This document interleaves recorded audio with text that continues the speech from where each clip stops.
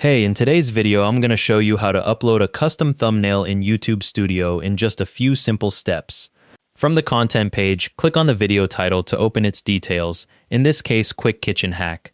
The video details page opens, showing your current thumbnail at the top left, along with your video information and all your published settings.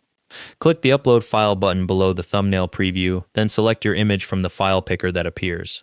Your custom thumbnail uploads and replaces the old one. You'll see it appear in the thumbnail preview box immediately. Click Save in the top right to apply the change, and you'll get a changes saved confirmation once it's done. Your custom thumbnail needs to be at least 640 by 338 pixels and under 2 MB. YouTube supports JPEGs, GIFs, and PNGs. If your new thumbnail doesn't show up right away on the public video page, give it a few minutes to process. It can take a little while for the change to propagate. You can swap your thumbnail as many times as you want by following the same steps, so feel free to A/B test different designs to see which one performs better. And that's how to upload a custom thumbnail in YouTube Studio. Thanks for watching, hope this helped.